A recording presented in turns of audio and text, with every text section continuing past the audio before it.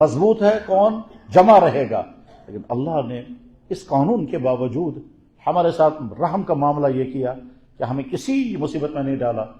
بغیر کسی قربانی کی ایمان کی دولت ہمیں ملی ہے، اور وہ ایمان کی دولت اس طرح ملی ہے، ایمان والے کے گھر میں اللہ نے ہم کو پیدا کیا. اس وقت روئے زمین پر جو ایمان والے ہیں ان میں اگرچہ بہت کم تعداد، لیکن ایسی تعداد ہے جو ایمان والے ماحول میں پیدا نہیں ہوئے، وہ کسی اور ماحول میں پیدا ہوئے، پھر بعد میں انہوں نے اپنے آپ کو وہاں کے ماحول سے نکال کر ایمان کے ماحول تک لایا. اس لانے میں ان کو کتنی مصیبتیں برداشت کرنی پڑی، کیا کیا سہنا پڑا، یہ تو ان کی زندگی بتائے گی. وہ یہ کہہ سکتے ہیں کہ ہمارے پاس ایمان کی دولت اللہ کی مہربانی اور ہماری قربانی ہے، لیکن ہم جو ایمان والوں کے گھر میں پیدا ہوئے ہیں ہم کو کوئی قربانی نہیں دینی پڑی. میں بڑی اہمیت کے ساتھ کہنا چاہوں گا کہ جو لوگ سوشل میڈیا کے ساتھ جڑے ہوئے ہیں وہ ان ویب سائٹوں کو ضرور وزٹ کریں جن ویب سائٹوں میں ان بھائیوں کے ایمان افروز کہانیاں ہیں آتی ہیں جو پہلے کسی اور ماحول میں تھے اور بعد میں ایمان کی طرف آئے. یعنی جو اسلام قبول کرنے والے ان کے حالات پڑھیے، ان کے انٹرویو سنیے، ان کے تذکرے سنیے، پھر دیکھیے ان کی زندگی کن مراحل سے گزر کر کے وہ ایمان تک پہنچے، اور اس کا پھر غور کریں کہ اللہ نے ہم کو اس امتحان میں نہیں ڈالا، ہمیں یہ مصیبت نہیں جھیلنی پڑی. یاد رکھیں کفر سے ایمان کی طرف کا سفر ہمیشہ مشکلات کا سفر رہا ہے، پہلے زمانے میں بھی ہیں اور آج کے اس آزادی رائے کے زمانے میں بھی ہے. آزادی رائے ہر چیز کے لیے آزادی رائے ہے، اسلام کے لیے نہیں ہے.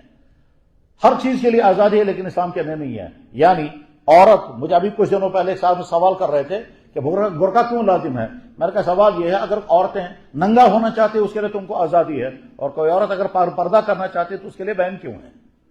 تو یہ تو آزادی رائے دوسروں کے لیے ہے. لیکن میں یہ کہنا چاہوں گا کہ اگر آپ میں سے کچھ لوگ سوشل میڈیا کے ساتھ جڑے ہوئے ہیں تو ان بھائیوں کے واقعات ضرور پڑھیں جنہوں نے ایمان قبول کیا، اور پھر اپنے پر فٹ کریں کہ اللہ نے ہم کو اس مصیبت میں نہیں ڈالا کہ کفر کے گھر میں پیدا کیا ہوتا، پھر ایمان کی طرف آتے تو شاید ہم وہ کفر سے ایمان تک کا سفر نہیں کر پاتے.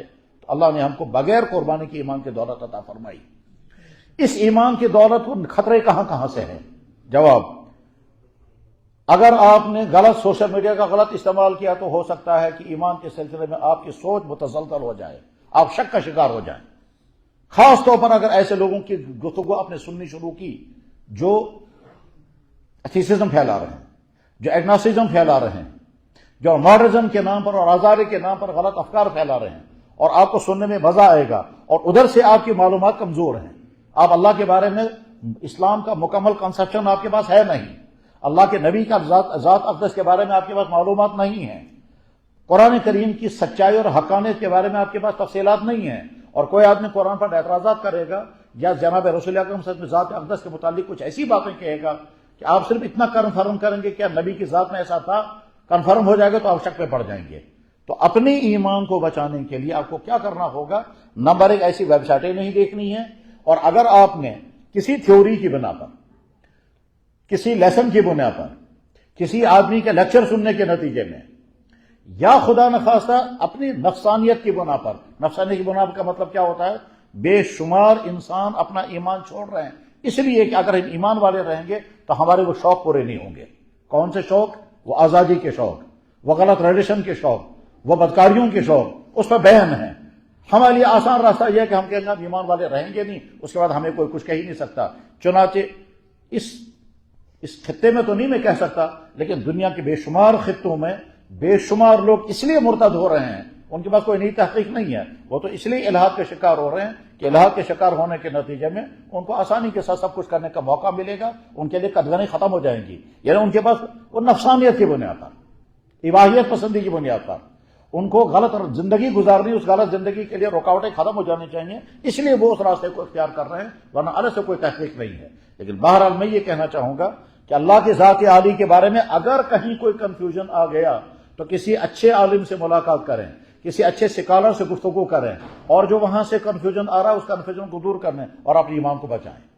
اللہ کے نبی کی ذات عالی کے بارے میں اگر کہیں سے کوئی کنفیوژن پیدا کیا گیا، یا آپ نے کوئی تھیوری پڑھی، یا خدا نخواستہ کوئی غلط کتاب آپ نے پڑھی، یا کسی ایسے آدمی کے ساتھ آپ کا اٹھنا بیٹھنا ہوا، اور یاد رکھیں بے شمار تعلیمی اداروں میں ایسے افراد باقاعدہ کام کر رہے ہیں، ان کی مہم یہی ہے، بلکہ بعضوں کا مشن یہی ہے، اور وہ مشن کہاں کہاں سے چل رہا ہے، کس طرح سے چل رہا ہے، اس کی تفصیلات الگ ہیں. لیکن میں یہ کہنا چاہوں گا کہ جب ماحول میں انفیکشن ہوتا ہے تو ہمیں اپنے بھائیوں کو سمجھانا ہوگا اس انفیکشن سے اپنے آپ کو بچائیں. انفیکشن کبھی مادی ہوتا ہے، کبھی سپرچل ہوتا ہے، یعنی روحانی ہوتا ہے. تو اللہ کے ذات عالی کے بارے میں کبھی شکوک پیدا ہو جائیں تو اللہ کے نبی کی ذات عالی کے بارے میں شکوک پیدا کیے جائیں تب، قرآن کریم کی کسی چیز کے بارے میں شکوک پیدا کیے جائیں تب، مرنے کے بعد کی زندگی کے بارے میں آپ کو جب سوالات پیدا ہو جائیں تب، اس پورے چیپٹر کو نمبر 1 آپ یہ کہیں آنکھ بند کر کے ہم مسلمان ہیں. ہم اس کائنات کے خالق و مالک کو مانتے ہیں. جس خالق و مالک کا تعارف خود اللہ نے کرایا، جس خالق و مالک کا تعلق جناب رسول اکرم صلی اللہ علیہ وسلم نے کرایا، اور اس کو ہم ویسا ہی خالق و مالک مانتے ہیں جیسے اللہ نے کہا.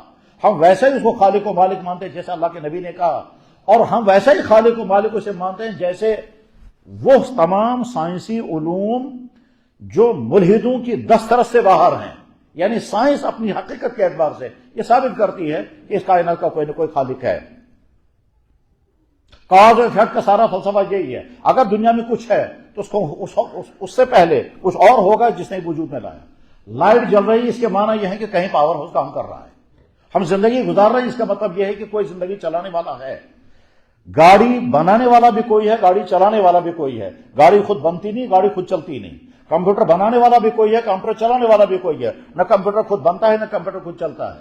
لوگوں کو دھوکہ ہو گیا ڈارون کی تھیوری سے. ڈارون کی تھیوری میں پہلا سوال یہی ہے کہ جو دھماکے کی بنیاد پر آپ ڈارون کی تھیوری مان رہے ہیں وہ دھماکہ کیا کس نے تھا، اور وہ مٹیریل جو تھا اس مٹیریل میں وہ مٹیریل لایا کہاں سے گیا تھا. خیر، تو میں عرض یہ کرنا چاہ رہا ہوں کہ ایمان کو بچانے کے معنی یہ ہیں اللہ کی ذات کے بارے میں کسی کنفیوژن کا شکار نہ ہو. اور اگر کہیں آپ کو کنفیوژن ہو گیا کسی کتاب کی بنا پر، کسی تھیوری کی بنا پر، کسی آدمی کے کہنے کی وجہ سے، کسی ویب سائٹ کو وزٹ کرنے کے نتیجے میں، اور آپ کے ذہن میں شکوک رہے، ان شکوک کو اپنے دل میں نہیں رکھیں. فوراً اپنا علاج کرنے کے لیے کسی ایسے آدمی سے ملنے کی کوشش کریں جو آپ کی اس بیماری کا علاج کر سکے. یاد رکھیں، ڈاکٹر کا انتخاب کرنا آپ کی ذمہ داری ہے. بیماری اگر جسمانی ہو تو اس میں ڈاکٹر کا انتخاب کرنے میں انسان غلطی نہیں کرتا. سکن کی تکلیف ہوگی تو سکن کے ڈاکٹر کے پاس جائے گا، ہارٹ کی تکلیف ہوگی تو ہارٹ کے ڈاکٹر کے پاس جائے گا، برین کی تکلیف ہوگی تو برین کے ڈاکٹر کے پاس جائے گا. اور جب دین کے کسی معاملے میں آپ کو تحقیق کرنی ہوگی تو آپ پہلے سوچیں. آپ عام امام صاحب کے پاس نہیں جائیں گے، آپ عام عالم کے پاس نہیں جائیں گے. اس فیلڈ کا جو ایکسپرٹ ہوگا اس کے پاس جا کر کے پھر کہیں کہ ہمیں اس مسئلے میں یہاں پر آ کر کنفیوژن ہو گیا ہے، آپ ہمیں سمجھائیں اس طرح سے، تو آپ کا ایمان بچ جائے گا. کہنے کے معنی یہ ہیں اللہ نے ہم کو ایمان کی دولت عطا فرمائی ہے. یہ ایمان کی دولت ہمارے ہاتھ سے چھننی نہیں چاہیے یا ہمارے ہاتھ سے ضائع نہیں ہونی چاہیے. چاہے آپ کسی سکول میں ہوں، چاہے آپ کسی فنکشن میں ہوں، چاہے آپ کون سا سلیبس پڑھ رہے ہوں، چاہے آپ کو پڑھانے والا کیا پڑھا رہا ہو، اور چاہے آپ خود پڑھانے والے کیوں نہ ہوں. بہرحال اپنے ایمان کو بچائیں. اور بچانے کے معنی یہ بھی ہیں کہ ایمان جیسے بہت مضبوط چیز ہے ایسے انتہائی نازک چیز بھی ہے. ایسا ہو سکتا ہے کہ کبھی انسان کسی چیز کو سمجھ رہا ہو یہ معمولی چیز ہے اور اسے ایمان ختم ہو جائے گا. ہم سمجھ رہے ہوں گے یہ چیز کریں گے تو شاید ایمان ختم مگر اسے نہیں ہوگا، اور ہم سمجھ لیں گے اس چیز سے ختم نہیں اسے ختم ہو جائے گا. پانی کا گلاس لکوڈ ہے، پیا جائے گا تو فائدہ ہے. لسی کا گلاس ایک لکوڈ ہے، پیا جائے گا تو بہت فائدہ ہوگا. جوس قسم قسم کے پائے جاتے ہیں، ہم پیتے ہیں، فائدہ اٹھاتے ہیں. غرض یہ کہ دنیا میں بے شمار لکوڈ ہیں، لیکن ان لکوڈوں میں سے ایک لکوڈ شراب بھی ہے. چلیے ہمیں شراب سے بحث نہیں ہے. ایک آدمی نے یہ سمجھا کہ پانی کا گلاس میں نے پیا اسے فائدہ ہوا، لکوڈ تھا. شراب میں نے زمزم کا گلاس پیا فائدہ ہوا، میں نے جوس کا گلاس فائدہ ہوا. لیکن میں ایک گلاس نہیں، ایک کپ نہیں، صرف ایک چمچہ تیزاب کا پانی پیوں گا کیونکہ وہ بھی لکوڈ ہے، تو ظاہر ہے کہ اس کے نتیجے میں جو نقصان ہوگا وہ سب کو معلوم ہے. یہ نہیں کہہ سکتے کہ صاحب وہ لکوڈ تھا تو اسے فائدہ ہوا، اس لکوڈ سے بھی فائدہ ہی ہوگا، یہ تو میں نے بہت کام پیا. بس سیم اسی طرح سے کبھی انسان ایسا کرتا ہے کیا کہ چھوٹی سی غلطی کرتا ہے وہ اپنی خیال کے مطابق اور اس کا ایمان ختم ہو چکا ہوتا ہے. اس کے نتیجے میں کچھ ایسی چیزیں ہیں جن کو ہم سمجھیں گے یہ معمولی ہے، جیسے کہ ہمارے بعض بڑے تعلیم یافتہ لوگ کہتے ہیں اتنے سے کیا ہوگا، اس کرنے سے کچھ نہیں ہوتا ہے، اسلام اتنا کمزور نہیں ہے، اور وہ کرتے رہیں گے اور اس کے نتیجے میں ایمان چھن جائے گا. اپنے ایمان کی حفاظت کریں گے. اللہ نے ہم کو ایمان کی دولت عطا فرمائی. اس ایمان کی چھن جانے کے خطرے ان بھائیوں کے لیے بھی ہیں مگر کم ہیں جو اب عمر کے آخری سٹیج میں ہیں، جو 40 کو پار کر چکے ہیں، جو 50 کو پار کر چکے ہیں، اس کا خطرہ جو ہے وہ اس نوجوان نسل کو زیادہ ہے جو نوجوان نسل جدید تعلیم سے جڑی ہوئی ہے۔ وہاں تھیوریاں ہیں، وہاں کہانیاں ہیں، وہاں دیومالائی کہانیاں بھی آئیں گی، وہاں سلیبس میں ایسی بے شمار چیزیں آئیں گی، وہاں کے ماحول میں ایسی چیزیں آئیں گی، اور کچھ لوگ کروائیں گے بھی، اور یہ بھی ہو سکتا ہے کہ لالچ بھی آ جائے گا بیچ میں، اور یہ بھی ہو سکتا ہے کہ آرڈر بھی آ جائیں گے۔ یہ ساری چیزیں جمع ہو کر کے مجموعہ کیا بنے گا؟ آپ کے ایمان کو خطرہ۔ تو اپنے ایمان کو بچائیں گے، چاہے کنفیوژن کے ذریعے سے خطرہ آئے تب، چاہے کسی لالچ کے نتیجے میں خطرہ آئے تب، کاش آپ سمجھ جائیں میں کیا کہنا چاہ رہا ہوں، اور چاہے کسی پریشر کے ذریعے سے خطرہ آئے تب اپنے ایمان کو بچائیں گے۔ اس وقت سوچیں گے جو میں کرنے جا رہا ہوں اس کے نتیجے میں میرا ایمان بچے گا نہیں، اور یہ بھی ذہن میں رکھیں کہ اللہ کی ذات عالی حق ہے، ہمارے شک و شک کی بنیاد پر یہ نہیں کہہ سکتے پتہ نہیں اللہ ہے بھی یا نہیں۔ اللہ کے نبی برحق ہیں، اس میں کوئی شک ہی نہیں، نبی برحق ہیں۔ میں ابھی کچھ دنوں پہلے ایک صاحب کی تحقیق پڑھ رہا تھا، آپ نے بھی شاید ہو سکتا ہے سنی ہوگی، کہ بہت بڑے پنڈت ہیں، وہ ابھی زندہ ہیں، انہوں نے صاف اعلان کر کے کہا کل کی اوتار تو محمد صلی اللہ علیہ وسلم ہی ہیں، اور صاف اعلان کر کے کہا کہ ہمارے برادر وطن جس شخص کے انتظار میں وہ یہی ہے، اور الہ آباد یونیورسٹی کے پروفیسر ہیں، وہ اعلان کر کے کہہ رہے ہیں۔ تو محمد رسول اللہ نبی برحق ہیں، جن کے نبی ہونے کا اعلان اللہ نے کیا، تمام نبیوں نے کیا، سارے فرشتوں نے کیا، ساری مذہبی کتابوں میں ہے، حتیٰ کہ تمہاری کتابوں میں موجود ہے، اور کائنات کے چپے چپے کی مخلوقات گواہیاں دے رہی ہیں محمد نبی برحق ہیں، اسی نبی کو ہم مانتے ہیں۔ اور اس کے بعد اگر کہیں شک ہو جائے ان کی ذات عالی کے متعلق، خاص طور پر وہ ریسرچیں، وہ تحقیقات جو اسی غرض سے سامنے لائی جاتی ہیں تاکہ مسلمان اپنے نبی سے بدظن ہو جائے، اور اللہ کے نبی کی وہی چیزیں سامنے لائی جائیں گی جس کے نتیجے میں آپ شکوک کا شکار ہو جائیں گے۔ جیسا انہوں نے اتنے نکاح کیوں کیے، حضرت عائشہ چھوٹی عمر کے ان کے ساتھ نکاح کیوں کیا، انہوں نے غلامی کو وغیرہ وغیرہ۔ تو غرض یہ کہ اپنی ایمان کو بچائیں گے اب، اور یہ دیکھیں گے ایمان کو خطرے کہاں کہاں سے، اور اگر خدا نخواستہ کہیں کنفیوژن کے شکار ہو گئے تو اس وقت بڑی فکر مندی کے ساتھ اس کفر کو اپنے دل میں نہیں بٹھائیں گے۔ کفر کی ایک قسم وہ بھی ہے کہ انسان اپنے دل میں بٹھائے گا اور زبان سے ظاہر نہیں کرے گا، اور کہے گا رہوں گا میں سوسائٹی میں ہی، رہوں گا اسی گھر میں، رہوں گا میں اسلام مسلمانوں کے نام کے ساتھ، مگر اندر اللہ سے بھی نفرت ہے، اللہ کے نبی سے بھی نفرت ہے، دین سے بھی نفرت ہے۔ یہ میں اس لیے کہہ رہا ہوں کہ ہمارے سامنے واقعات ہیں۔ خاتون مجھے فون کر کے کہہ رہی، میرا شوہر مجھے کہتا ہے میں نے تمہارے ساتھ نکاح کیا ہے، تمہارے جسم کے ساتھ میرا نکاح ہے، میں نہ تمہارے خدا کو مانتا ہوں نہ تمہارے نبی کو مانتا ہوں۔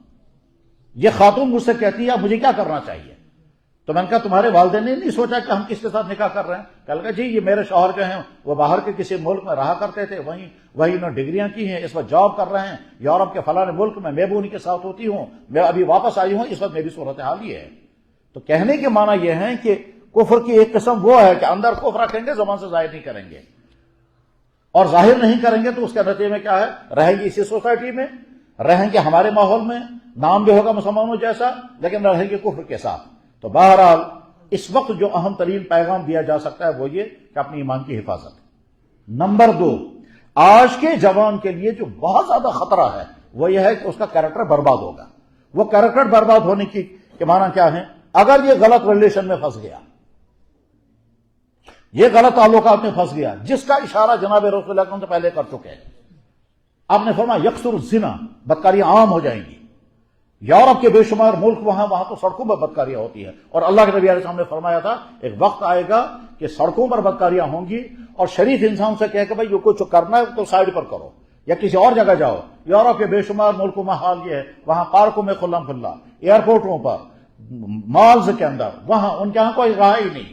تو آج کے نوجوان کے لیے، مسلمان نوجوان کے لیے، نمبر 1 مردوں اور عورت کے غلط تعلقات، نمبر 2 موبائل کی غلط یوزنگ، نمبر 3 منشیات، اور منشیات میں قسم قسم کے نشیلی چیزیں ہیں، نمبر 4 میوزک و ڈانس، نمبر 5 فضول خرچی، اور فضول خرچی میں کھانے کی فضول خرچی، کپڑوں کی فضول خرچی، وقت کو برباد کرنا۔ یہ وہ عیب ہیں جو آج کے نوجوان کو جب مسلط ہو جاتے ہیں تو پھر یہ برباد ہو جاتا ہے۔ اگر آپ ان غلط تعلقات سے، جو غلط تعلقات بہرحال بدترین جرم ہے، اگر آپ بچے ہوئے ہیں تو بہت مبارک ہے، لیکن خدا نخواستہ جس نوجوان